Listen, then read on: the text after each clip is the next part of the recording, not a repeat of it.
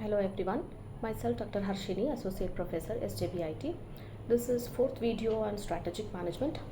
Uh, First three videos covered the first module, Introduction on Strategic Management, and in fourth video, I think I covered second module, Internal Analysis, and this is my fifth module. It covers module 2, External Analysis, and the content which will be covered in this video is industry analysis, factors driving industry change and its impact. Previous video included the first concept on external analysis, module 2, that is strategic relevant components of company's external environment. So let me just take you through again with some external analysis, pestle analysis. Well, economic factor, broadly described the conditions of money market, manpower markets, buying power of consumers, supply and demand for goods.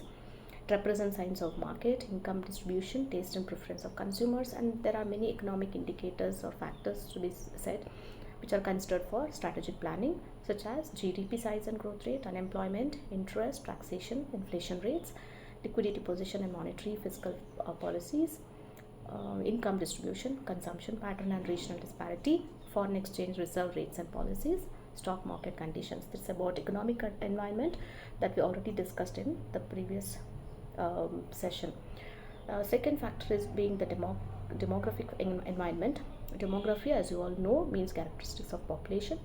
Major factors in demographic environment are population size, income distribution, education level, ethnic mix, geographic profile in terms of urban and rural distribution. Coming to technological environment, issues for consideration in section of technology, which includes type of technologies used by business. Technologies are developed in-house or procured externally. If procured externally, will there be always available? Will it be always available, or there is a risk of discontinuity? Technologies used are latest and ahead of used by competitors. Technologies which are must and which requires to be curtailed. The next factor being the legal and political environment. There are three important elements organization should analyze to understand legal political impact, that is the government, laws and regulations, political environment, degree of political impact on business and economic activity, political stability, law and order situation, legal framework of country and implication of various laws under which business needs to function, effectiveness of implemented laws, government policies such as labor, fiscal, EXIM, FDI and industrial development. This is about the legal political environment. Then coming to the next factor of external environment, that is socio-cultural environment. Organization or an entity only till it responds to environment similar to human entity, and this response can be in three forms: conservative or slow moving, cautious or adaptive, confident or aggressive. So what do you mean by conservative or slow moving?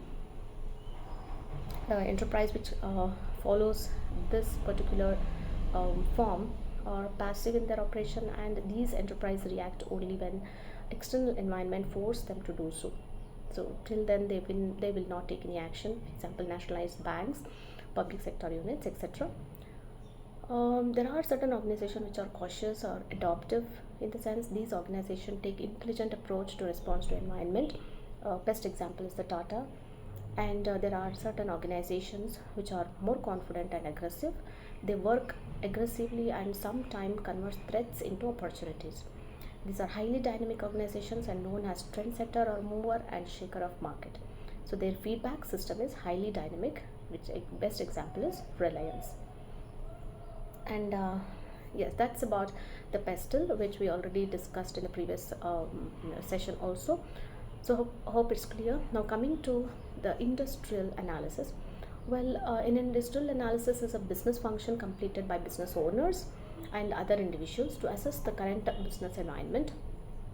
A market assessment tool designed to provide a business with an idea of complexity of a particular industry. Industry analysis involves reviewing the economic, political and market factors that influence the way the industry develops. Major factors can include power wielded by suppliers and buyers, the condition of competitors and the likelihood of new market entrants. The industry analysis helps company to realize its potential in the market among its competitors. It helps the company to invest in its strength, overcome the weakness, expand itself with the prevailing opportunities in the market. That is in detail. We are going to see it in the next video with Porter's dominant economic feature, 5 force model also. And this also let the company to know the force, industry attractiveness, critical factors that define company success. Then let me again tell you what is industrial analysis. Well, industry analysis refers to analysis of an industry's environment that guides the industry to grow and survive in a competition environment, in a competitive environment, and gain a competitive edge in the industry as it predicts the future and changes in the market, and analyzes the threats and opportunities in the way ahead, and making decisions and planning accordingly. Well, it is the primary task of equity research analytics. In some companies, there are dedicated teams who primarily do industry analysis and write reports on the same. In simple term, industry analysis reveals the industry dynamics to the stakeholders. So it's an essential part of creating a competitive advantage for company in the competitive market. Then how to do an industry analysis? Well, there are many frameworks we can use to do industry analysis, but what's more important is to follow few steps and get to the point where one can use the framework to assess the correct picture of the industry. First, we'll look at the steps we can follow, and then I'll take you about the framework economics or equity research analysts can use to analyze the market or the industry. Well, the first one is to review the available information. If you drive in, you'll be able to find many available reports, white papers, analysis, research reports, and presentations. If you don't have any idea about the industry you're trying to analyze, first use these materials to get to know the industry. Read everything you need to know and identify the key factors to help you write the report after analysis. So these reports and information cannot fully help you, but they will give you some idea about what to look for while analyzing the industry. And second factor is we're talking about how to look at the steps that we can follow to analyze industry. Second step is get an idea about the right industry. So it may happen that you are searching for the real estate industry, but real estate is a huge industry, and there are many sub industries like household complexes, commercial properties, hotels, the amusement industries. It would help if you got an idea about the right industry. If there's no relevance in the industry you are searching for, you lose focus and analysis will not be able to pinpoint accurate data. So we should be careful in that. So then we should think whether we are able to forecast future demands and supply. This is one big question mark. So this is the key thing in an industry. Why? Because everything depends on the demand and supply of the industry. Here is what you should do. Make a list of the competitors in the industry.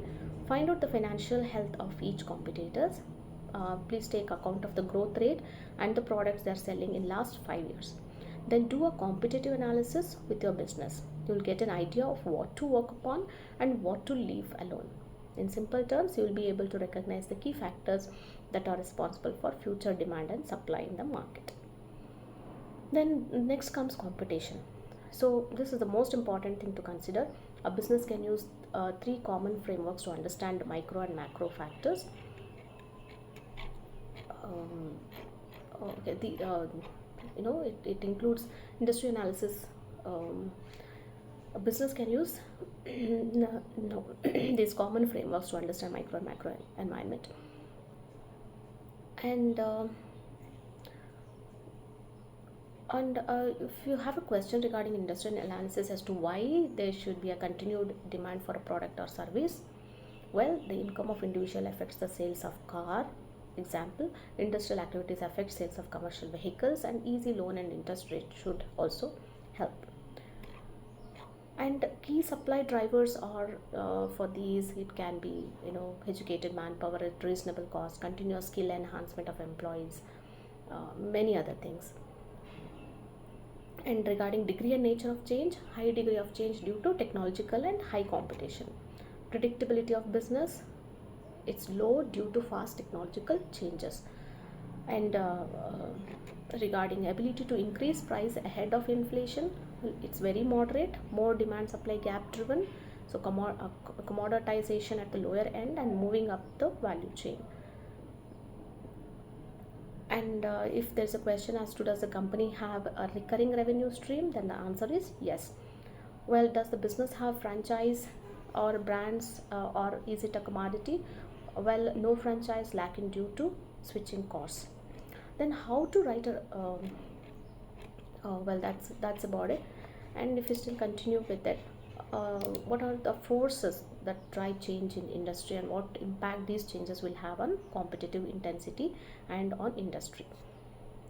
Well, here you can see on the slide industry's driving force, and they are emerging new internet capabilities and applications, increasing globalization, changes in an industry's long-term growth rate, changes in who buys the product and how they use it, product innovation, technological change and manufacturing process innovation, marketing innovation, changes in cost efficiency, reduction in uncertainty and business risk, regulatory influence and government policy changes, changing societal concern, attitude and lifestyle. Well, what force or driving changes in the industry, and what impact will these changes have on competitive industry profitability? Well, the answer is industry and competitive conditions change because forces are in motion that create incentives or pressures for change. The first phase is to identify the force that are driving industry change. Second phase of driving force analysis is to determine whether the driving force taken together are acting to make the industry environment more or less environmental. And industry analysis is defined as a method for providing a full understanding of the complicated nature of the certain industry to a business industry. It entails examining market, political, economic aspects that have a direct impact on the industry's development. Industry analysis is a tool that provides investors with a comprehensive understanding of an industry.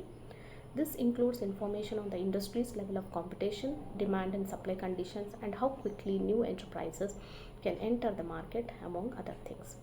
External and internal elements that can affect an industry are considered in the analysis.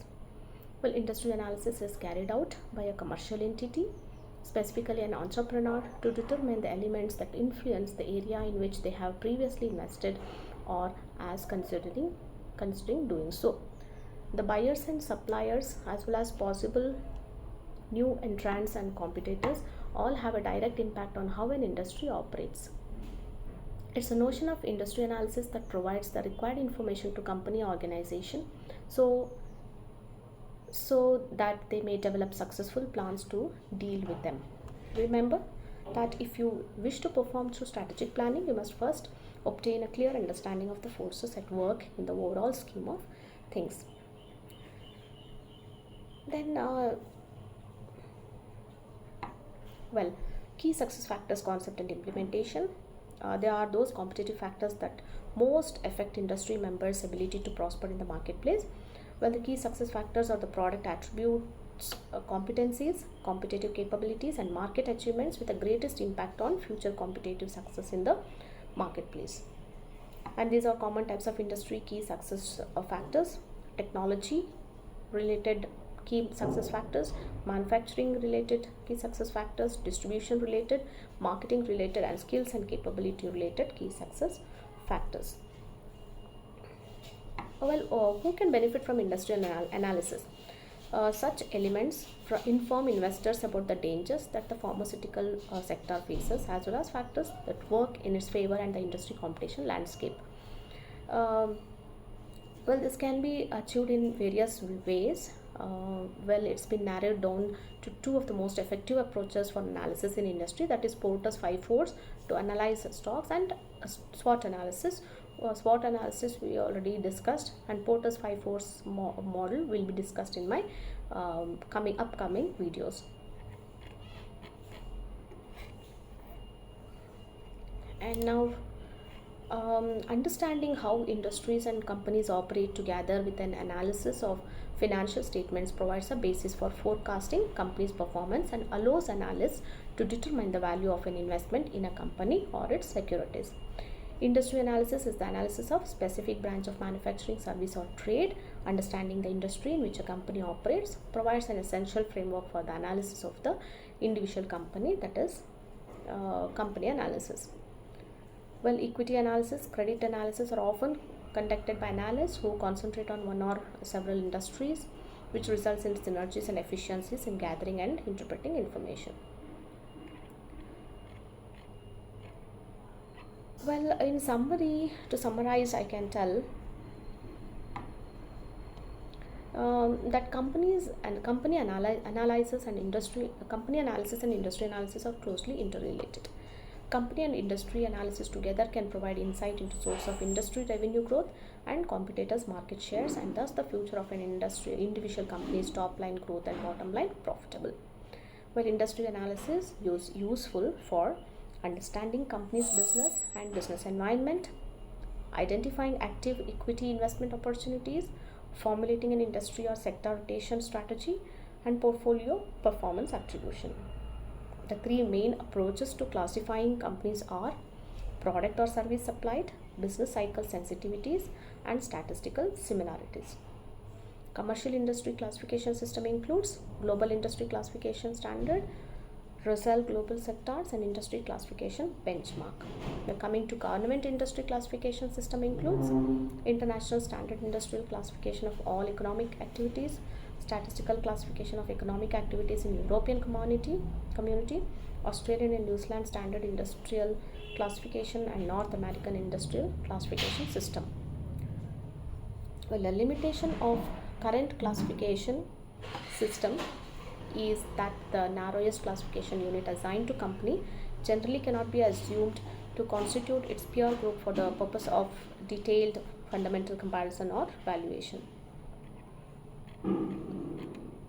Now, industry concentration is often, although not always, a sign that an industry may have pricing power and rational competition. Industry fragmentation is a much stronger signal, however, the industry is competitive and pricing power is limited. And the effect of industry capacity on pricing is clear. Like tight capacity gives participants more pricing power because demand for product or service exceeds supply. Overcapacity leads to price cutting and a highly competitive environment as supplies chases demand. So the analyst should think about not only current capacity conditions but also future changes in capacity levels, how long it takes for supply and demand to come into balance, and what effects that process has on industry pricing power and returns. Well, again, let me tell you, external influence on industry growth, profitability, and risk include technology, demographic, government, and social factors. And Porter identifies two chief competitive strategies, which we will discuss in the upcoming video in detail. But right now, those two chief competitive strategies are low-cost strategy and product or service differentiation strategy. Low-cost strategy, also called cost leadership, is one in which companies strive to become the low-cost producers and to gain market share by offering their products and service at lower price than their competition, while still making a profit margin sufficient to generate a superior rate of return based on the higher revenues achieved. Another one is product or service differentiation strategy, is one in which companies attempt to establish themselves as suppliers or producers of goods and services that are unique either in quality, type, or means of distribution. To be successful, the company's price premium must be above their cost of differentiation, and the differentiation must be appealing to customers and sustainable over time. Here is, at last, I would like to tell you the checklist for company analysis, which includes through investigation of corporate profile, industry characteristics, demand for product or service, supply of product or service, pricing, and financial ratios. And spreadsheet modeling of financial statement to analyze the forecast revenues, operating and net income, and cash flows has become one of the most widely used tools in company analysis. Spreadsheet modeling can be used to identify effects of changes in certain swing factors of various financial statements. Well, the analyst should be aware that the output of model will depend significantly on assumptions that are made. Well, again, coming back to industrial analysis, let me sum up by saying that it's one of the primary tasks of equity research analysts. In certain companies, there are dedicated teams who primarily do industry analysis and write reports on the same. So if possible, you try to know as to how to write a report on industry analysis. By doing so, you'll understand what are the factors will have a major impact on the industries. I think I'm clear. I hope I'm clear to discuss. This is the second video of module 2, that is industry analysis, external analysis, and we covered industry analysis, factors driving industry change and its impact in detail. So in my upcoming videos, I'll be covering Porter's dominant economic features, Porter's 5-force model, competitive external environmental analysis, and if possible a case study. Well, thank you so much for listening and watching this video.